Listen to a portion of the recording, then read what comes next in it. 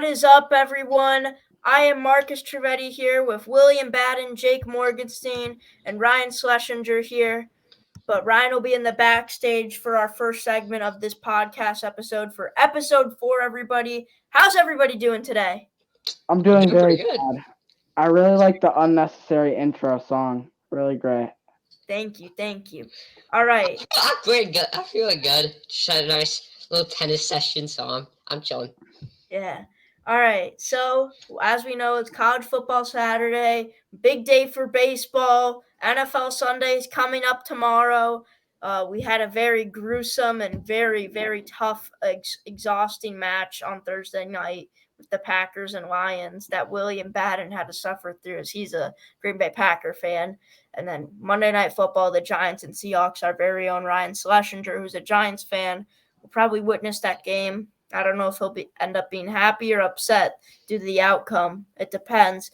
But to start off, we're going to change it up a little bit. We're going to talk about some soccer here. We're going to talk about the Premier League, about Manchester City and Wolverhampton, the game that happened earlier today, for us at least, for you viewers in Europe. It did not happen earlier today. And then the quick round the table UCL predictions and who do we think will end up winning this year's Champions League. So, Will, I'll head to you first about the Man City versus Wolverhampton game. What were your thoughts about that game? It just looked like a fluke. I don't think that there's any trouble in paradise for Manchester City. This should be all right. This is their one loss per season. They got unlucky. They still dominated the whole game. They just got unlucky. But it's nothing to worry about for them. But what you should be worrying about, though, is Manchester United losing to Crystal Palace, which obviously is not great. There's trouble in paradise, obviously. Ten Hag is on the hot seat. Man United is struggling. But Man City's fine. Yeah, to talk about United, I'm a United fan for soccer. To say the most, I am underwhelmed on how this season has been. I have a lot of words to say that are not positive at all about how Man United has performed this season, but I'm not liking any bit of what's going on throughout the season. I agree Ten Hag is on the hot seat. The team does not look good. They made acquisitions. They got Rasmus Højlund in the off season, but I don't know what's going on. They just look like a very poor team, but it's not going to be a fun season for Man United unless if things change very quickly. But as for Man City, I agree with you, Will. It's probably just a fluke. But I think this does show from Wolverhampton's standpoint, who I was high on. I was highballing them even at the start of the season. I think they're going to be actually a decent team. And they looked like it today. I know they lost to Man United earlier on in the year, but they do look like a good team. And, I think this Man City win proved it. I'm not concerned for Man City, but for Wolverhampton, they look really great, and it looks like a great thing for them. Now, Jake, we'll head it to you real quick. So, looking at this game, right, I saw that you guys were talking about Ten Hag and stuff, but Manchester City, they had almost 70% possession, huge possession margins, which are very, very, very important. But the team, they just couldn't get to the back of that. This is the thing that's great about soccer. Upsets. Going back on what you guys said, the Sancho situation, the Antony situation, ton of situations going on at Man United, the Greenwood situation. It's just really rough for Man United. And Marcus, you said earlier in the year about Wolves, after the first Wolves game, Pedro Neto has been looking very strong for this Wolves side. And Wolves is just a very, very solid team all around. All right. Okay, now we're letting Ryan Schlesinger on for a little hot take, something to do with soccer. I do not believe that this will end up. I don't know what's going to end off here, but let's see what you have to say, Schlesinger. All right, y'all. I'm a diehard soccer fan, as you guys know. I know one player in the entire MLS, and that is on my favorite team, Lionel Messi. And my hot take is that Inter Miami will win the MLS Cup. I don't know what their record is. I know they played last night. I don't know if they, or 2 nights ago, I don't know if they won or lost. But since they are my favorite team, Inter Miami will win the MLS Cup. But let's move on to football, where I actually know stuff. Okay, well, that's not a. I don't. Is I don't Inter know. Miami the favorite right now? I don't even know if they're in the playoff running. I can check They're the not- standings for you real quickly. I'm not an They MLS better make the guy. playoffs. They have Lionel Messi. Come on. Yeah, soccer is just like hockey if it was more boring. They're in 14th place right now. I'm pretty sure they have 5 games left, if I'm correct. Yeah, they have 5 games left. They're in 14th and 15th place in the Eastern Conference at 32 points. Right now, the team that is in the final wild card spot is at 37 points. So they're 5 points back, so they're kind of close. And I think if they win the final, at least 4 out of the last 5 games, they could probably. Yeah, what I was gonna say, I believe the favorites right now is Cincinnati, as they've dominated the MLS throughout the season. Obviously, Will's more of an MLS guy; he knows the most about MLS here. But if Inter Miami could barely squeak into the playoffs, then they could do some serious damage. Because All right, y'all. Yeah, if they sneak in no one. 100%, I got to say, Inter Miami's going on a run. They're winning out, just like the Marlins did. They got that Miami sports luck because Miami is the best sports city right now, maybe very close to Philadelphia, but in terms of professional sports, if Inter Miami makes it and the Marlins clinch today and the Dolphins make it, which they should because they look like they have the best offense in the NFL, then Miami will have 5 pro sports teams all in the playoffs and possibly another one that makes the championship. We already got the Heat and the Panthers, and the Marlins will be winning the World Series, as we know. So that'll be a third. Maybe the Dolphins and Inter Miami also win their respective Super Bowl and MLS Cup. So we will go 5 for 5 and at least making it. But yeah, the Marlins are obviously winning the World Series. We know that. all right, Will, what were you gonna say real quick? Let's move on to soccer if it was actually more interesting and a fun sport. Let's do the real football. Let's talk All about right, real football. Let's go to the real football now. let's go NFL, football. NFL Sunday. Let's go, baby. I know we are all hyped for this. This is going to be fun. Week 4 is starting out. Well, it started out on Thursday with that gruesome match with the Packers and Lions.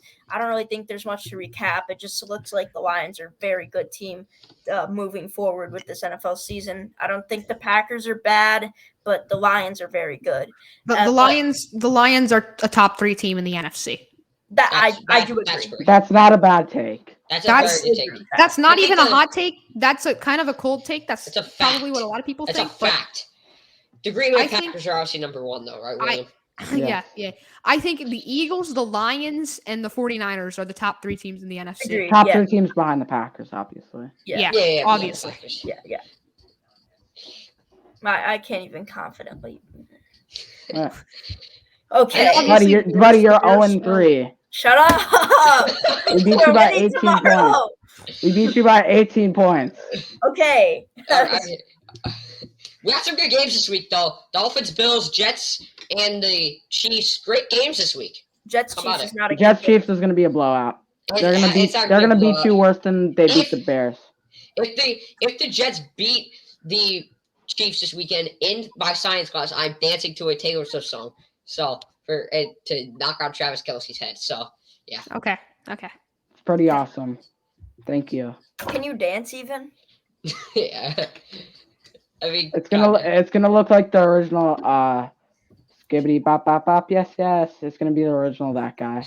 All right, y'all. I think we should do some predictions, but Yeah. first, I think we should start off with the game of the week: Bears Broncos. I agree. Game of the week. That's All right. that's actually that could be a close game. I want to make predictions. I'll start off here. I think that the Bears finally win a game for the first time since before Elon Musk purchased Twitter, as that graphic went viral. I think the Broncos are coming off that 50-point loss, and I think it's time for the Bears. They're at home. They're going to be motivated to finally win because they're playing another 0-3 team, and the Bears will not be defeated after this week. And who knows, maybe the Broncos will officially be the worst team in the NFL. I know they nearly actually had that miracle win, but they missed the 2-point conversion against the Commanders, I think it was, in week 1 or week 2 or whatever. Two. Yeah. That was week 2. Okay, yeah. But I mean, let's go Bears, Marcus. Maybe your Bears will finally get a win. How good would that feel for you to finally see the Bears win a game? It would feel quite good. It would for sure feel quite good. And speaking of which, I don't want to say it. I don't want to feel it. I don't think it, but I have to say it. Chicago Bears are winning tomorrow. They're winning tomorrow. It's at Soldier Field, worst Yes, sir. stadium in the NFL. Yes, sir. brings a huge advantage, as we know that a lot of teams have won away. But regardless, whatever. By the way, I think we should rename this podcast to the Soldier Field podcast because all of us have been to Soldier Field. We all went this summer to watch an MLS game. So and the Fire won. There was actually some success in winning at Soldier Field. They scored 3 goals. Shaqiri. Some success in Chicago sports, which is also very rare. Yes. Like, well, the Cubs are. They were about to. I'm surprised that nobody streaked the field because that's. If someone was to streak the field at Soldier Field, though, I guarantee you they would not get caught. I mean, Will, as you said in your stand-up in 2021, the Soldier Field has been knocked down and the Bears are moving to Wrigley. Yeah. It's breaking news. I called it. I said it in 2021. So you guys think Soldier Field is worse than FedEx Field? Yes, 100%. No. I think Soldier Field's not that terrible. I mean, Actually, it's bad. no. I think is. FedEx is probably going to get better because FedEx has a better turf, though. I've never been to FedEx. I've never been to FedEx Field, but like I think it's kind of hard to judge an NFL stadium off how good it is if you haven't been there. Baseball is the easiest because baseball stadiums are the most unique, but all the other stadiums, it's pretty hard to judge how good they are. Agreed. Hockey rinks are all the same, so. I saw a fun fact about baseball teams that they all face the same direction. Wow. Really? Thank you so much. Thank you for the fact, Jake. Thank you. Yeah, they all face the same direction. Wow. That's kind of a cool fact. I'm going to be honest. That's very cool. All right. So, but speaking of which, Bears-Broncos, I'll go with the Bears. I think Justin Fields has a little bit of a solitarily better game than he has in the past 3 games, in the past 3 outings. Think the offense will look a little bit better. I don't know about the defense, but I don't think much gets worse versus the 70-point gave up Broncos defense. I don't even think the Bears are as bad as them, but I'll say that the Bears win, I guess, but it's probably going to be their only win of the season. This game should be flexed to 3:37 a.m. Central Time on a Tuesday night, or Tuesday morning. Agreed. All right, I don't really think Jake and Will want to comment on this Bears-Broncos. No, I'd love to. Oh, okay. I would love to also. Oh, all right. Okay, so give me the Broncos by 10. It's not going to be a close or competitive game. It's like when a D1 school plays an FCS school. Obviously, a bottom half D1 school versus an FCS school because you got the Bears coming from the FCS. I would rather have Spencer Petras at QB for my team than Justin Fields. So QB, they have the advantage. Russell Wilson. The Bears' defense is terrible. Their offensive line is terrible. DJ Moore, he's getting locked down by every cornerback with legs. So I mean, like the Bears have no shot. Broncos by 10. Yeah, the DJ Moore might as well have to go up against the best cornerback in the NFL in the next game. In this game, Pat Surtain, the guy that got owned by Tyreek Hill all game. All right. Anyways, guys, I want to move on to something. I just saw something. Can I comment on this? Sure, Jake. No. Sure. Go ahead, Jake. Our glorious king. So, Bears and Broncos, as we all know, it's gonna be a crazily terrible game. I mean, even though it's perfect weather for this football game, it's gonna be in the 70s in this year for this game. But the Bears, I feel like Justin Fields, it's not good. I mean, it's gonna be a Russell Wilson masterclass, in my opinion. He's going to really run the game like he did with Seattle, especially in that Super Bowl against the Broncos. And I say the Broncos get a nice 21-10 victory. Okay.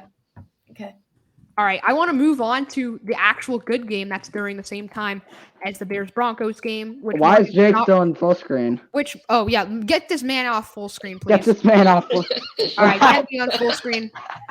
So we're going to move on to the game that should actually be on Marcus's local TV during 12 o'clock Central Time in the Dolphins against the Bills in Orchard Park. And I want to debate this, not about who's going to win, because I think both teams have a pretty equal shot to win. I think the Dolphins have the best chance to win, but to be fair, the Dolphins defense looks bad. And the Bills defense is better than the Dolphins, and the offenses are pretty even. I think the Dolphins have the slight edge on offense. So I think it's just so even. It's hard to predict, but I'm wondering this. Which duo are you taking? Because I just saw this on Twitter. Tua and Tyreek, or Stephon Diggs and Josh Allen? Who are you guys taking? I'll start off. I'm taking Tua and Tyreek. With how they played this season, I'm taking Tua and Tyreek. All right. Well, you could go next, then Jake, and I'll go last. All right, I'll take Allen and Diggs. Tua and Tyreek Hill was good last year, but it's only been 3 games. Nothing has changed. Josh Allen just had an off week 1. There's going to be like 2 or 3 games where he's just going to throw 3 picks. But Josh Allen is still a bona fide top 3 quarterback in the NFL. I would take Stephon Diggs over Tyreek Hill every single day. Jake, I don't know why you're shaking your head like that right now. You're 1-3. You're gonna be 1-3, buddy. Both Your New quarterback York tore his Achilles on both the New worst York teams turf. could be 1-3, by the way. Yeah. Well, I mean, both of Josh them in the Allen- blink of an eye Josh can be Allen is 1 not a 5. top 3 quarterback. Yeah, He is. Josh Allen's not top 3. He is. He is. 3. He is. Yeah, he's top 3 and he's number Jake, 3. stop hating. No. Stop He's hating. not Jake. top 3. He's not top 3. I mean, Josh Dobbs is number 1, obviously. Yeah, obviously. I love Josh. No, but I can name 2 better. Representative I for the can name- alopecia I can name community, 4 Sir I Josh can name- Dobbs. I can name 4 better quarterbacks than Josh Allen. You Okay, cannot name them. Name- General Booty, Spencer Rattler, Dylan Gabriel. All right, name him, Jake. Name him, Jake. All right, Patrick Mahomes, obviously. I'll put Joe Burrow in there as well. No. Yeah, Joe Yeah, Burrow. yeah. Now let Burrow stay. It's Oh. only been 3 games. Give me Jalen Hurts. Jalen Give me- Hurts. No. Give me- no, I agree no. with that. I agree with that. No. And give me Tua Tagovailoa. No, He's not What? yet. Not yet. Not yet. Yeah, take him off. Get him off. Get him off. Fan him. Fan him. You robbed General Booty. I say Tua Tagovailoa is the better quarterback. Say his name. I personally think that Josh Allen is the second best quarterback in the NFL. I think that he was even with Joe Burrow. And then now that Joe Burrow's gotten off to such a bad start, I know it's an injury. I know that's the main issue, but I still think that Josh Allen has a slight advantage right now. Cry about it, Jake. What has I Jalen Hurts done this completely year with the great offense? He's Jalen been terrible this Jalen season. Hurts has so many weapons around him, and he's been below average. Josh Allen has Josh Allen throws Stephon the ball Diggs, downfield too Gabe much. Davis, He throws the and ball downfield too much. Jalen Oh, Hurts is not a good packet passer. He's dude, not. Josh Okay, Allen could be the best downfield passer in the league Yeah, Then my why did son- he throw so many interceptions downfield? Then why because did he he's show- a then why risk taker. then why Jake, did he you throw- also can't always Trey control- Favre is a below average It's only quarterback all been time 3 because games. he It's throws only been picks. 3 games, so my top 4 hasn't really changed. I'm still keeping it Mahomes, Burrow, Hurts, and Allen. Fair. But there's no hate on Allen. He's one of the best QBs in the NFL, no doubt. And obviously, let's let Jake get in with his prediction first about who he would take rather, Tua, Tyreek, or Diggs and Allen. I was gonna say Tua and Tyreek if he just said Tua. If Tua stops getting injured, or if he doesn't Not get his fault. injured, He's not getting his concussed fault, every though. game. That's not but if his fault. he doesn't get injured this year and everything, then give me Tua Tyreek. I mean, I Yes. never liked Tua. I never thought Tua was this crazy quarterback, but now What does Bill this have season, against Tua? this season after 70-point game against the Broncos, after this entire season with Tyreek Hill and Jalen Waddle, I can see why Tua's a bona fide top 5 I'd like to quarterback. say this. I think Tua is not an elite quarterback. I think Tyreek Hill and Jalen Waddle make him elite. I think he's becoming a really good quarterback. I don't think he's elite. I don't think he's top 4. He might not even be top 5. But I think Tua's a great quarterback. Don't get me wrong. I don't think he's as elite as some people are saying. As a person who is I'm not a Dolphins fan, but they are my second favorite team. I've watched a lot of Dolphins games. I don't think Tua is that amazing. And I'm also, I don't know. I still have not seen enough of healthy Tua with Tyreek and Jalen Waddle on his side. I don't disagree. I believe I would take Diggs and Allen. That's just me. Yep. I haven't seen too much out of Tua and Tyreek. I've seen 1 season and 3 games. Obviously, they put up 70 points, which 70 points is 70 points. There's no further needed to be said. But I mean, the chemistry that Diggs and Allen's have had. I mean, the amount of work they've been able to get done. Maybe not in the postseason, but overall, I mean, they're just a really good duo together. I think maybe by the end of the season, there's going to be a legitimate discussion about between those two duos and who would you actually take, like where it could really be Tua and Tyreek. But keep in mind though, Josh Allen has nowhere near the level of wide receiver 2 talent that Tua Tagovailoa has. That's true. Think, which also lowers down the duo. I mean, Tua's don't sleep on Gabe Davis though. Don't sleep on Gabe Davis. Yeah, Gabe Davis is not terrible. He's not that bad. Don't sleep on Davis, but he's nowhere near Jalen Waddle level. And plus, Waddle was not there for that 70-point blowout. So I think that's mainly the reason why this discussions came up for this game. But I mean, the game in Buffalo or is it in Miami? It's in Buffalo. I said it's in Orchard Park. Okay. All right. I'd like to justify my take because I did say Tua and Tyreek. I didn't give much reasoning, but I think it's pretty even. But I'm going to lean towards Tua and Tyreek just because I've been very high on Tyreek Hill lately, and y'all are going to disagree. I know we can debate about this if you want, but I've said this before. I think right now Tyreek Hill is better than Justin Jefferson by a slight bit. I agree. I don't hate it. I disagree, but Jay Jettis, obviously you'd start your franchise with Jay Jettis. He's younger and he's barely worse than Tyreek Hill right now, in my opinion. But Tyreek Hill's speed, because Tyreek Hill and Jay Jettis, in my opinion, are pretty even in pass catching ability, but Tyreek Hill's speed just puts him above Jefferson, in my opinion. Justin Jefferson's the better contested catcher now.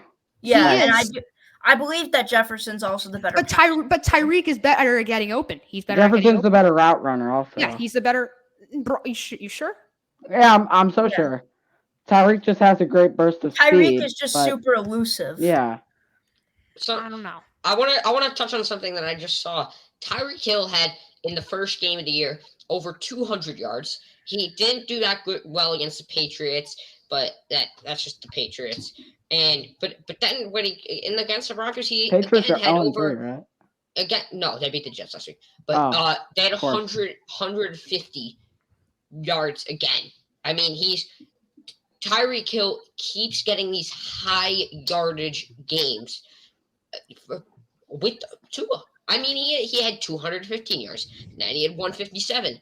I mean, if you could average over 120 yards per game in an entire NFL season, that's crazy numbers. That's over 2,000 receiving yards. Stephon Diggs has the same amount of games over 100 yards, by the way.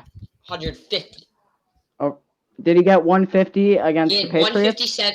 No, but he had 157 and 215. Okay, Stephon Diggs went over 100 yards receiving twice. Here, listen, I respect both of them. Maybe I could also make a case that they're even, but I don't think Tyreek Hill is any worse than Justin Jefferson right now. But at the end of the day, they're both great receivers, and they both have 2,000-yard season potential. They both do. All right.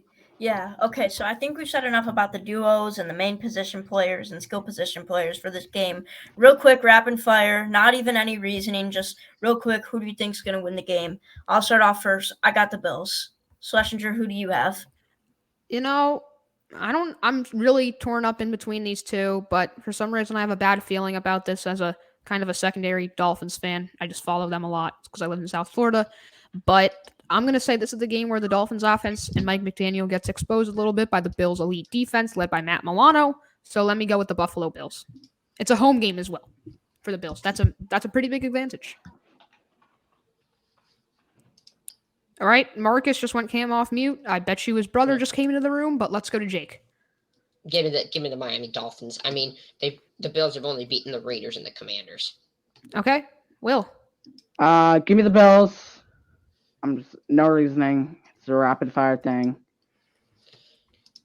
All right. Well, I don't know what happened to Marcus.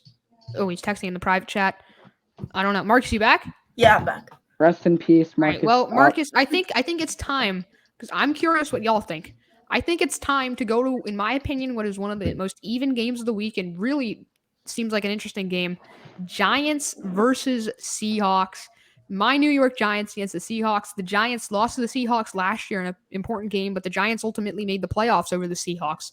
So who do we go with here? Because the Giants have not shown much other than that second half against the Cardinals, and they played okay in the first half against the 49ers, but their defense kept giving up third down conversions to the 49ers. So What do we think? I'll go last here. All right.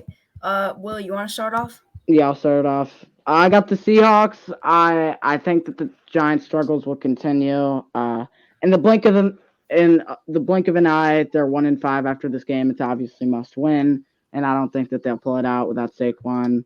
So yeah, I have the Seahawks. Yeah, Saquon is listed as doubtful, by the way, for those who did not know. He was questionable because of this big gap in between games, a Thursday night game last week and now a Monday night game for the Giants, but it's going to be at least another week until we see Saquon again, unfortunately. So it looks like the Giants are going to have to go with Matt Breida. All right, Jake. So the Giants had a really tough first week. So did the Seahawks. They lost big to the Rams, but the Seahawks bounced back. They've gotten 2 back-to-back wins, whereas the Giants, they went 1-1. I know that they played the 49ers, which was a tough game, but they beat the Cardinals by 3 points, and the Cardinals, they are one of the worst teams in the NFL. I don't care that they just beat the Cowboys. Seahawks beating this Lions team that we are all talking about earlier could be top in the NFC, and they also took down the Panthers. So Seahawks have shown that they could score points and win football games. So I like the Seahawks in this. All right, I'll say this. This is the most biased pick. Actually, I'm going to go with Marcus first because I said I'd go last. All right. I'm going with the Seattle Seahawks. I think this is going to be 100% of a shootout of a game, but this is permitting the weather. If it's bad weather at MetLife, I don't think it's going to be that great of a game. It's going to be more sloppy. But I'll go with a shootout game, but I'm going with the Seahawks to pull it out. I know the Giants are obviously missing their key piece of their offense in Saquon Barkley, but I'm riding with the Seahawks. I'm liking what they're doing. I think they're going to win a good amount of games this year, and I think they're a solid team. I trust Geno Smith. And Kenneth Walker. Yeah. He is so good. All right. Good. So I watched the entirety of the Seahawks-Panthers game last week as I was broadcasting that with Sam Durham himself, the Red Rifle. But I'm going to say this. I was not too impressed with the Seahawks. I think their defense didn't look amazing against a weak Panthers offense without Bryce Young, and Jonathan Mingo, one of their top receivers, also got injured in the middle of that game with a concussion. I don't know if he's playing this week. That does not matter. But I think the Seahawks definitely have a ton of holes. I don't think Kenneth Walker's good, but I don't like how the Seahawks use him. I think he gets used a lot, but I don't know. I didn't like some of the plays that they were running with Kenneth Walker. They also used Zachary Charbonnet a little bit. I just picked him up in one of my fantasy leagues. But I'm going with the New York Giants. I got to be optimistic. Darren Waller's coming off a pretty unproductive game against the 49ers. And I think with the way that the Giants played against the 49ers, if they play like that against some other teams, they could have won. But the 49ers are just so good, and they have some great coaching on that team. But yeah, give me the New York Giants in this one. I'm curious to see how they use Matt Breida as well, because I know they used him receiving-wise. He was not used always out of the backfield. They lined him up as a receiver for some plays. So the Giants are underdogs, but they're at home. Hopefully it doesn't rain, so we'll be forced to use Matt Breida instead of passing the ball a lot. But give me the Giants and give me Jalen Hyatt as the player of the game. I think Jalen Hyatt's going to go off. All right. Okay, so I think that pretty much sums up NFL category. Real quick, or not real quick, we'll spend time on this, obviously. Let's head into the MLB. The postseason is approaching. There are teams that need to make it. The Miami Marlins are one of them. The Texas Rangers are one of them. The Mariners, the Astros, the Diamondbacks, the Cubs won't make it, but the Cubs. So there are a lot of MLB teams still here. It is time for postseason baseball coming up soon. I am so excited. What do you guys want to head into first for the MLB? Let me talk first. I need to talk about my Miami Marlins. A miracle season for the Fish. I've stuck with them. I've been loyal. I watched almost every game for the past 2 years with under 70 win seasons. They were miserable. They were terrible. They were one of the most irrelevant teams in all of Major League Baseball. And now all of a sudden the Marlins are not elite, but they are the most resilient and most clutch team possibly Major League Baseball has ever seen. And I have evidence for that because the Marlins just broke a record. The most wins in a single season in the modern era since 1901, because that was when that stuff started being tracked, that a team has had when being down by 3 runs entering the 7th inning. That is something pretty crazy. They also lead the majors this season in 1-run wins. That says a lot about Tanner Scott, who, in my opinion, is, other than Felix Bautista, who's injured, he deserves way more respect. He is the best closer in Major League Baseball. Alexis Diaz. He is better. Tanner Scott is better than Alexis Diaz. I'm sorry. Something I want to touch on here is right now in a very important game. It's 4-4 between the Blue Jays and Rays in the bottom of the 9th inning. Blue Jays fighting for that final wild card spot with the Houston Astros, Mariners as well, and the Texas Rangers. That whole division is fighting for the final division spot, but the wild card spot in that division as well is still very up for grabs. And I just think that everyone's focusing on the NL with the Phillies, with the Diamondbacks, with the Phillies, the Cubs, and the Marlins. No one's really talking about the AL. All right, yeah. We're gonna get into the AL, but Ryan, what were you saying about the Marlins? Yeah, thanks for cutting me off, Jake. But the Marlins, I thought you were done. Okay, I was just highlighting Tanner Scott and their clutchness, but okay.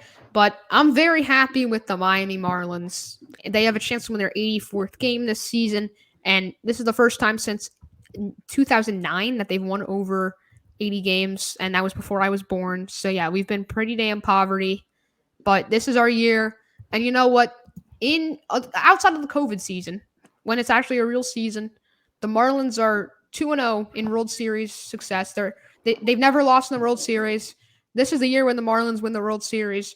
And yes, I think the odds are low, and it sounds very stupid. And half of me is being sarcastic right now, but the Miami Marlins, listen, they still have a chance. Anyone has a chance. If you get in, you have a chance. If they get hot, Jazz Chisholm, ability-wise, he's up there with Ronald Acuna Jr. at the top of baseball. When he gets hot, he can do it all. He's a great fielder in center field in his first season as a center fielder, first season ever. He didn't play center field in the minors either.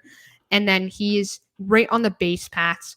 He has great power. He has 30 for 30 season potential if he stays healthy. So when Jazz is healthy and he's on fire, he could carry this team, and so could Tanner Scott and Andrew Nardi.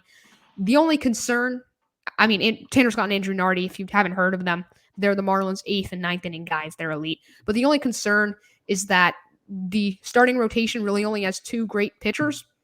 Edward Cabrera is good when he's on, but outside of Braxton Garrett and Jesus Luzardo, the rotation is not looking very good. You only need 2 guys to really carry you in the postseason as starting pitchers, but I'm still concerned because this rotation is not as deep as a team like the Brewers or the Braves, even with possibly Fried and Morton coming back in time, hopefully for them.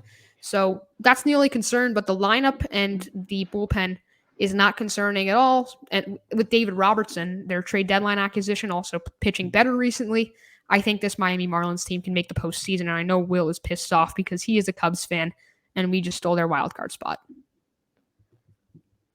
Yeah, that's a fair point, Ryan, and yeah, I don't know what to say about Will. I'm being biased, I know, but I believe in my team to win the World Series. If your team gets into the playoffs, you gotta think that they're gonna win. I'm not against that. You gotta believe in that.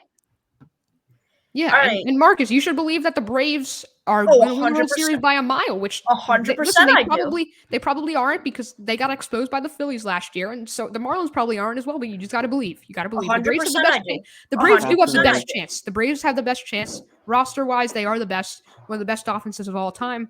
But again, I think the Marlins can overcome them if they have a little bit of luck and a little bit of clutchness. It'll be a very fun postseason for the Fish. No, I stand by that, Ryan. I truly do stand by that. I respect that a lot, and I have the same mentality when it comes to the postseason. By 100%, by miles, I believe that the Braves will win the World Series. But it's not about me right now. Jake, you could get your take in, and then we'll let Will go, and then I could go last. Yeah, simply, who do you think is going to win the World Series? That's what I'm wondering.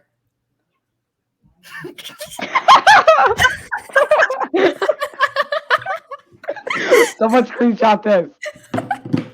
I swear to. I just took a screenshot. All right. I got it. All right, Jake, who do you think? All right, Jake just got cut off. All right, anyways, we're going to Will now because his Cubs are about to be eliminated tonight. I agree with Jake. All right.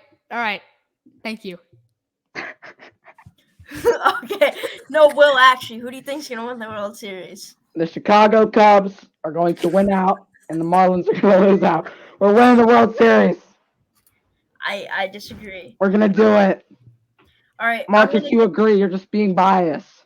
I do not agree. I want the Cubs to lose. Yeah, you're hating. You're biased. I am Get a them out of my show. I am Take a them off hater. my show. Cody Bellinger will be a Brave by the end of next year. Why would he go to Atlanta? What is he gonna do? Go to Georgia to get his voting rights stripped? Wait. No. There's a line in Atlanta, but I can't really say it on this family-friendly podcast. No, please say it. This I'll is say a it- I'll say PG it. podcast. This is a PG podcast. Everyone, please just calm down. Thank you. Cody Bellinger is one of those guys. He is one of those guys. All right. Thank you, Marcus, for sharing this important information with us. Okay. So Thank you. I guess we do. Should we fill out a little playoff bracket? World Series pick? I mean, Will's not going to do his because he still thinks that the Cubs are going to make it. No, let's do hockey. The best No. sport. Let me get my World Series. We could do hockey next time. You could do hockey, but I gotta go soon. Let me get my World Series. Let me get my words out. Let me get my words out. All right. Tell him. My The fault. Atlanta Braves are winning the World Series. There is no doubt in my mind. The best team ever assembled in baseball history. Oh, look who's back. Is going to win the MLB. Full screen Jake. Full screen Jake. Is going Full to screen win. Jake. Is going to win the World. My Yo, Wi-Fi stop went interrupting, Burger. All right. All right. The best team in the MLB is going to win the World Series. This is the most powerful offensive lineup I have ever seen in my lifetime. Again, I've only lived 13 years of my lifetime. It's probably the most powerful offensive lineup that any of our dads' ages combined have seen in their lifetime.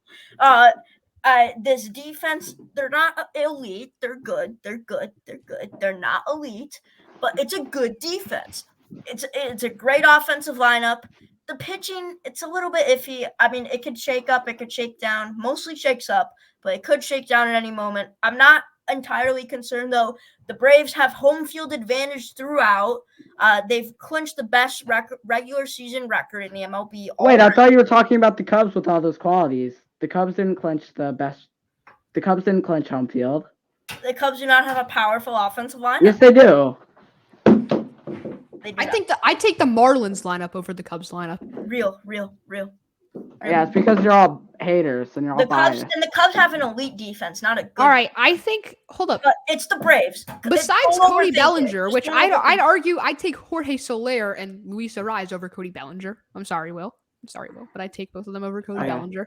But who else besides maybe like Seiya Suzuki is a true stud in that Cubs lineup? Dansby Swanson. Besides Dansby, that's Nico three guys. Horner.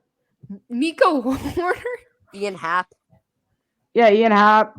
I think those guys are pretty good. Are you Yeah, they're sure? good. I mean, Mike Jan Hoffman. Gomes can produce. I'd take Christopher Jesus Morel Sanchez. can produce. I take Jesus Sanchez, the fifth best Marlins hitter, over those guys. I take Jesus Sanchez overall. And Yeah, Mike because, Tauchman, because you're a hater. All right. I'll be honest though. It's pretty simple. Don't overthink it. The Braves are gonna win the World Series. Just They're don't not. overthink When was the it. last time the best team won the World Series? The Astros. Incorrect. 2016. 2021. I'm talking about the best team, period. All time. 2021. Maybe 2016. 2020 as well. The Dodgers were the best team that year. The Dodgers were stacked in 2020. Yeah. No, the best team that year was the Cubs, but we got swept.